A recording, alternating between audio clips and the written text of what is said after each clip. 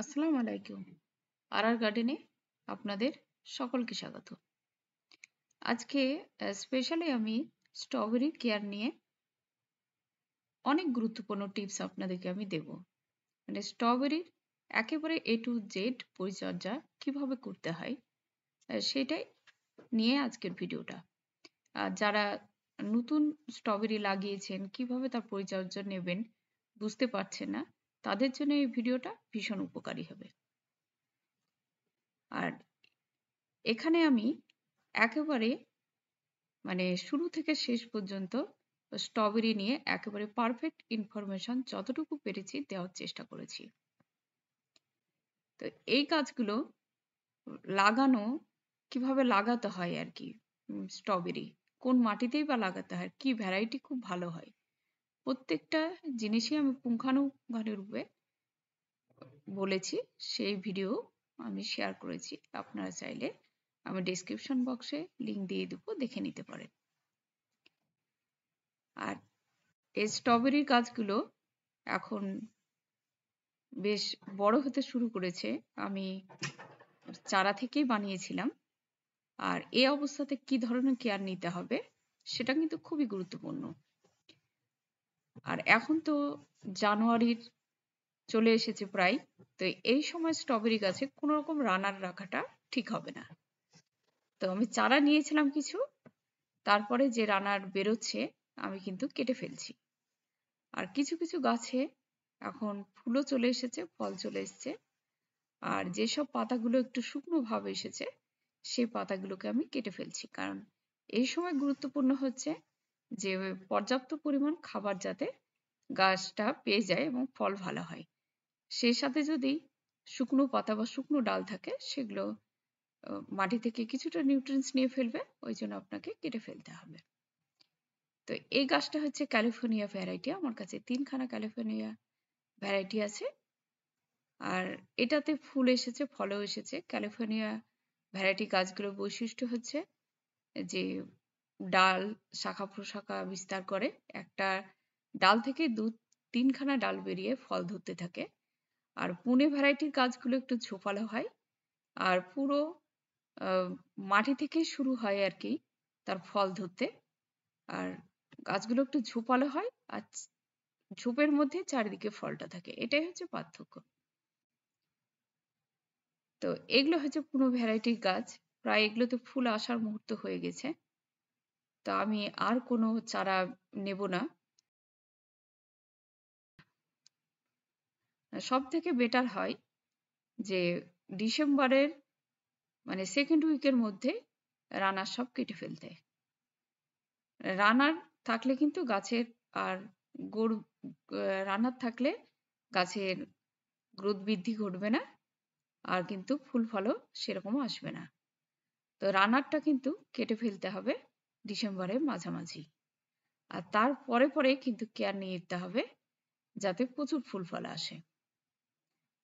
তো এই গাছটাতে দেখতে পাচ্ছেন ফুলও এসেছে, ফল চলে আসার মুহূর্ত। এগুলো অনেকটা ম্যাচিওর হয়ে গেছে। তো এখানে আমার 2 ধরনের গাছ আছে, আমি এই কারণে দেখাচ্ছি যে একটা ফুল ফল চলে আসা গাছ আর একটা এখনো ফুল আসেনি, মানে আসার মুহূর্ত হয়ে আছে। তো দুটো গাছের কেয়ার আমি কিভাবে নেব, ফুল ফল ধরা গাছের কিভাবে নেব আর ফুল না ধরা গাছের কিভাবে নেব, দুটোই আমি শেয়ার করছি। ওই জন্য বললাম যে A to Z কেয়ার আমি দেখাবো, যাতে আপনারা উপকৃত হন। যাদের এই অবস্থায় আছে তারা ভাবছেন কি করে তার পরিচর্যা করব, তাদের জন্য গুরুত্বপূর্ণ। আর যারা ভাবছেন যে গাছে ফুল ফল চলে এসেছে সেই মুহূর্তে কিভাবে কেয়ার নেব, তো সেটাও জানাটা খুব গুরুত্বপূর্ণ। আর স্ট্রবেরির জন্য খুব বেশি মাটির প্রয়োজন লাগে না, অল্প মাটিতে ছোট জায়গাতেই গাছ হয়ে যায়। আর গাছটা খুব সেনসিটিভ, খুব জলের প্রয়োজন হয় না। তো এখানে গাছগুলো দেখতে পাচ্ছেন যে মাটিটা কিরকম ধরনের হয়ে আছে। তো খুব ভেজা স্যাঁতসেঁতেও না, আবার খুব শুকিয়েও যায়নি। ঠিক এইরকম অবস্থায় রাখার চেষ্টা করবেন। আর জল কিন্তু বেশ অনেকদিন পর পরই দিতে হবে। আপনি যদি জল দিতেই থাকেন তাহলে গাছটা পচে যাবে। তো এখনো মাটিতে একটা রসভাব আছে, এই জন্য আমি একটা খাবার দিয়ে রাখবো, এখনো আমি জল দেব না। আর লিকুইড খাবার তো একদমই না। এরকম স্যাঁতসেঁতে মাটি থাকলে লিকুইড খাবার কোনো মতে ব্যবহার করা যাবে না। একেবারে শুকনো হওয়ার পরে কিন্তু খাবারটা দিতে হবে। আর খাবার দেওয়ার আগে আমি মাটিটা একটু আলগা করে নিচ্ছি, যাতে খাবারগুলো পারফেক্টলি মাটির সাথে মিশে যায়। আর মাটি যদি আপনি আলগা বা ভুরভুরে করে না রাখেন, তাহলে খাবার দিলে জল দেবেন, জলটা মানে গড়িয়ে যাবে, খাবারও তাতে অনেক নষ্ট হবে। আপনার গাছ কিন্তু প্রপারলি খাবার পাবে না। স্টিকি মাটি কোনো গাছের জন্যই কিন্তু উপযুক্ত না। আর স্ট্রবেরির জন্য তো একবারই না। স্ট্রবেরির জন্য মাটি লাগবে আপনার একেবারে দোআঁশ টাইপের মাটি। আর সেই মাটিটা আমরা ছাদ বাগানে কিভাবে তৈরি করি সেটাও আমি শেয়ার করেছি। যারা ভাবছেন যে স্ট্রবেরি গাছ লাগাবো তারা অবশ্যই আমার আগের ভিডিওটা দেখবেন, তাহলে অনেকটা উপকৃত হবেন আমি আশা করছি। তো এরকম করে সব গাছের গোড়ায় কিন্তু আমি খুঁড়ে ফেলছি।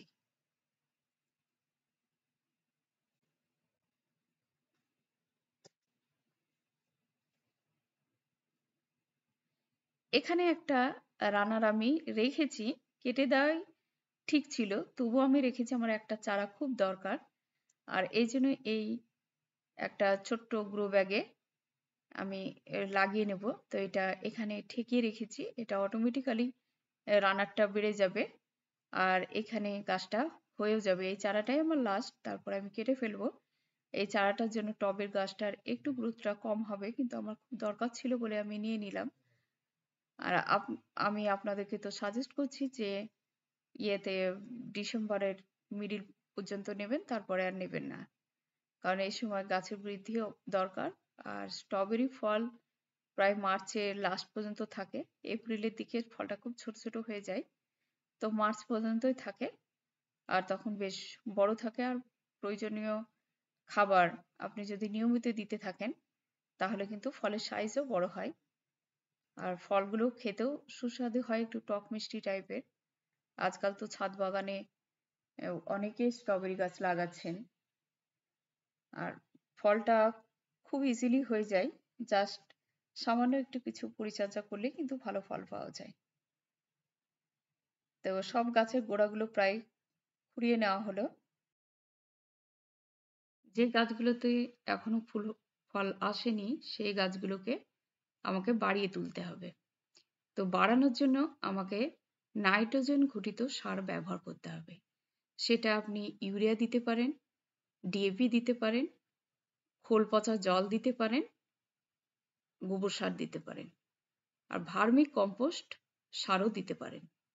তো এই কটা সার আপনি যখন ইউজ করবেন তখন গাছের গ্রোথ বৃদ্ধিটা কিন্তু খুব র্যাপিডলি হবে। তো এখানে আমি গ্রোথ বৃদ্ধির জন্য এই যে গাছগুলো ছোট সাইজের আছে সেগুলোতে ডিএপির দানা 4 থেকে 5টা চারিদিকে দিয়ে দেব। মানে এক একটা জায়গা পিছু 4 থেকে 5 দানার মতো করে ডিএপির দানা দিয়ে দেব। আর এই মুহূর্তে আমি কোনো রকম জলই ইউজ করব না, কারণ মাটিতে অলরেডি জল রয়েছে, ভেতরেও জল রয়েছে, তো ভেজা ভেজা আছি। আর আগেও বললাম স্ট্রবেরির মাটি খুব জল পছন্দ করে না। তো এই ডিএপিটা দিয়ে আমি রেখে দেব। আর বললাম ডিএপি ছাড়াও আপনি অল্টারনেট বৃদ্ধির জন্য এই জাতীয় সারগুলো প্রথম স্টেজে ইউজ করতে পারেন।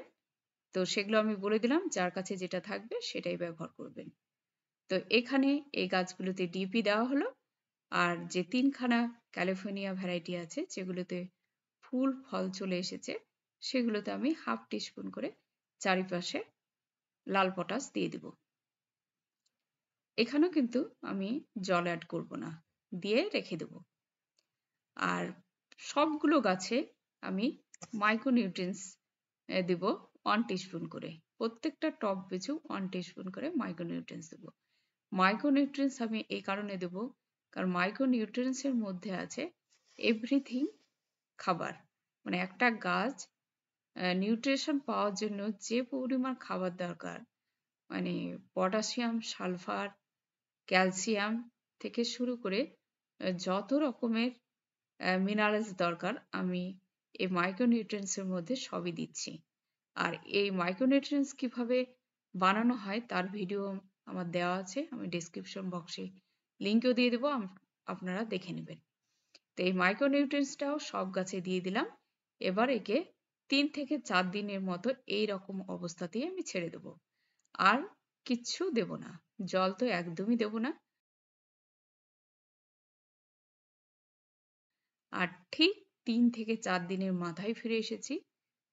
আমি মাটিটা দেখিয়ে নিচ্ছি যে প্রত্যেকটা টবের মাটি একেবারে শুকনো হয়ে গেছে। এখন এই মুহূর্তে গাছটাতে জল দেওয়া দরকার। তো এই মুহূর্তে আমি প্রত্যেকটা গাছে জল দিয়ে দেবো, আর তার পরের পর্যায়ে আমি মালচিং করে দেব। তো জল দেওয়ার জন্য আমি দেব যে খোল এবং সবজি পচানো জল, মানে সবজি পচানো বলতে সেটা কলার খোসা আর পেঁয়াজের খোসা মাস্ট থাকবে তার মধ্যে, আর তাছাড়া অন্যান্য সবজি খোলের সাথে মেশানো থাকে। মিনিমাম 7 দিন পচিয়ে রাখতে হবে, 7 দিন এর বেশি হলে আরো ভালো। পচানোর পরে আমি 300 মিলিলিটার জল নিয়ে নেব, নিয়ে তার সাথে হাফ বালতি জল মিশিয়ে নিচ্ছি, নিয়ে একেবারে পাতলা করে নিচ্ছি। দেখতে পেলেন আমি প্রায় হাফ মগের একটু বেশি নিয়েছি লিকুইডটা, আর তার সাথে জলটা যেভাবে মিশিয়ে নিয়েছি ততটা অ্যামাউন্টে ঠিক এরকম করে মেশাবেন। আমি একটু দেখিয়েও নিচ্ছি, বেশ পাতলা পরিমাণ হয়ে গেছে। তো এইটাই আমি সব গাছের গোড়াতে গোড়াতে দিয়ে দেব। আর স্ট্রবেরির যে পাত্রগুলোতে লাগাবেন স্ট্রবেরির গাছগুলো, যে জায়গা গ্রো ব্যাগ বলুন টব বলুন, ড্রেনেজ সিস্টেম কিন্তু খুব ভালো হওয়া দরকার। আর দেখতে পাচ্ছেন আমি জল দিচ্ছি তো জলটা বেরিয়ে যাচ্ছে। আর ড্রেনেজ সিস্টেম ভালো না হলে কিন্তু ভেতরে একটা কাদা কাদা হয়ে জল জমে থাকবে, আর গাছের শেকড় খুবই তাড়াতাড়ি পচে যাবে। খুব সেনসিটিভ গাছ, এটা আপনাদেরকে খেয়াল রাখতে হবে। আর রোদ, শীতের রোদটা ভীষণভাবে দরকার। কোনো গাছ শেডের তলায় নিয়ে যাবেন না। একবার আমার হয়েছিল, পাখিতে খুব খেয়ে নিচ্ছিল বলে আমি ব্যালকনিতে নিয়ে গেছিলাম, তো গাছটা আর বেশি দিন বাঁচেনি, ফল অবস্থাতেই মারা গেছিল। এই জন্য আমি বলবো যে শীতের রোদটা খুব দরকার। এটা আপনার এপ্রিলের আগে পর্যন্ত ফল দেবে, এপ্রিলের আগে পর্যন্ত একেবারে ওপেন ছাদে রাখবেন। আর পাখির অত্যাচার থেকে বাঁচার জন্য নেট জাতীয় কোনো কিছু দিয়ে ঢেকে দেবেন, মানে আমারও ঢাকতে হবে। এখন সবে কাঁচা ফল, যখনই লাল ধরবে একটু বড় সাইজ হবে, আর স্ট্রবেরি কিন্তু ঢেকেও ফেলতে হবে। এরপরে আমি মালচিং করে দেব। মালচিং করার জন্য ধানের খড় নিয়েছি, খড়গুলো একটু ছোট ছোট সাইজ করে কেটে দেবো। মালচিং করার উদ্দেশ্য একটাই, যে স্ট্রবেরি ফল মাটিতে ঠেকলেই কিন্তু পচে যায়, এটা 100% ড্যামেজ হয়ে যায় মাটিতে ঠেকলে। তো হয় আপনাকে প্লাস্টিক ব্যবহার করতে হবে গাছের চারপাশে, না হয় এই ধানের খড় ব্যবহার করতে হবে, বা কোকোপিটও আপনারা দিয়ে দিতে পারেন। তবে ধানের খড়টা দেওয়াটা বেশি বেটার, খড় দেওয়াটা বেশি বেটার, কারণ জল দেওয়া খাবার দেওয়ার সুবিধা হয়। আর ধানের খড় জলটা ধরেও রাখে অনেকদিন ধরে। আর সেই সাথে আরেকটা কথা বলে নিতে হবে, যে আমি যখন খাবার দিলাম তখন কিছুটা তো পাতায় এসেও পড়েছে, তো ফ্রেশ জল দিয়ে ধুয়ে নিতে হবে। এই জন্য আমি ফ্রেশ জল দিয়ে ধুয়ে নিচ্ছি। আর যে গাছটা আমি চারা করতে দিয়েছিলাম, দেখতে পেয়েছেন গাছটা অনেকটা বড় হয়ে গেছে, কিন্তু এই গাছটাতে আমি কোনো খাবার দেব না, কারণ এখনো শেকড়টা বসেনি। যখন শেকড় বসে যাবে তখন রানারটা কেটে ফেলবো, আর তারপরে যখন একটু বড় হতে শুরু করবে তখনই আমি খাবার দেব। তার আগে এখন আমি কিচ্ছু খাবার দিচ্ছি না, এই অবস্থায় চারাটাকে রেখে দিচ্ছি। আর এই খাবারটা আপনারা দেবেন মাসে 2 বার। তাও যদি দেখেন যে জল শুকায়নি, তাহলে খাবার দেওয়ার দরকার নেই। 15 দিনের মাথায় আমি দিতে বলবো। তাতে যদি দেখেন যে মাটিটা স্যাঁতসেঁতে ভাব আছে, তাহলে 15 দিনের জায়গায় আপনি 16-17 দিন করে দিতে পারেন। আমি যে লিকুইড খাবার দিয়ে দিলাম, তারপরে আমি মাটি শুকানোর পরে একবারে খাবার দেব, আবার এই সেম খাবারই দেব। তার আগে আমি কিচ্ছু দেব না, এরকম অবস্থাতেই রেখে দেব। আর যখন ডিএপি লাগলে ডিএপি দেব, পটাশ লাগলেও পটাশ দেব। আর আপনারা পটাশ না দিলেও কলার খোসা ভেজানো জল, এই ধরনের জাতীয় জিনিসগুলো আপনারা দিতে পারেন, যেগুলো এতে ম্যাগনেসিয়াম থাকে। ফল ধরার পরে ম্যাগনেসিয়াম, ক্যালসিয়াম এসব খাবারগুলো ভীষণ গাছের জন্য দরকার হয়। পটাশিয়ামের ভীষণ দরকার হয়, এগুলো যাতে ঘাটতি না ঘটে সেই হিসাবে আপনাদেরকে খাবার দিতে হবে। তো এটাই ছিল পারফেক্ট কেয়ার। আর এই কেয়ারটাই স্ট্রবেরি গাছের জন্য ভীষণ দরকার। এভাবে যদি আপনারা যত্ন করেন দেখবেন স্ট্রবেরি ফল ভালো হবে, বড়ও হবে এবং অনেক ফুল ফল আসবে। আমি যতবারই করেছি এভাবে করেছি, আমি ফলও বেশ ভালোই পেয়েছি। তো এভাবে আপনারা কেয়ার নিন, ইনশাল্লাহ ভালো রেজাল্ট পাবেন। এখানেই শেষ করছি। সুস্থ থাকুন, ভালো থাকুন। পরবর্তী ভিডিওতে আবার আপনাদের সাথে দেখা হয়ে যাবে ইনশাল্লাহ।